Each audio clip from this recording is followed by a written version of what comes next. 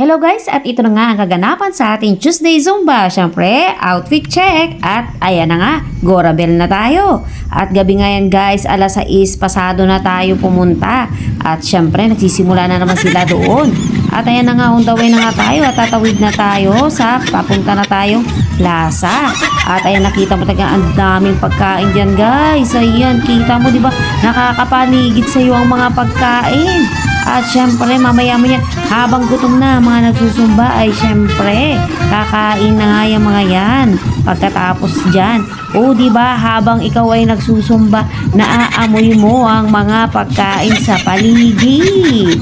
At ayan na nga, ang daming tao guys. At syempre, aura-aura na tayo dyan. Bago tayo pagpawisan, ay mag-selfie-selfie muna tayo. Ang dami-daming nagsusumba, ang daming tao. At syempre kapag marathon, asahan mo na yan, ang haba ng sayaw niyan. Talagang gugutumin ka. At alam mo ba, ang mas nakakagutom pa nga dito eh yung mga naamoy mo sa paligid.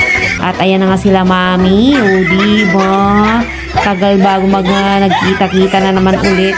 Pero dati kasi sumali ako sa kanilang grupo. Ayan, di ba mo, dapat orange tayo ngayon pero hindi tayo nakasali. Dahil nga late tayo dyan guys. Hindi tayo nag-practice muna. O diba? At ayan na nga, napakarami nagsasayaw.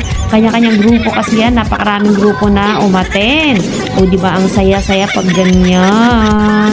Ang happy-happy at talagang pawis na pawis at todo bigay ang lahat sa kanilang mga munting step na yan. Kita mo, syempre, gaya-gaya lang tayo lahat dyan. Kapag ganito talaga ay napakasaya dahil ang dami.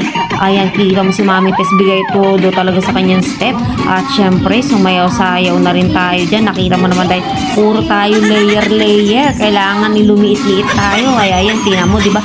Hinataw na nga natin yan. Ay talaga namang pagod na pagod tayo dyan guys, pero sige pa rin tayo. Syempre, minsan lang to yung talagang ilang oras yung zumba mo, diba? Panalong panalo talaga dito guys. Talagang sandamakmak ang pawis mo pagkatapos. Ayan na nga, o diba? Pauwi na tayo, pagoda na talaga si Inday ninyo. O diba? Nakasimangot na. Thank you for watching.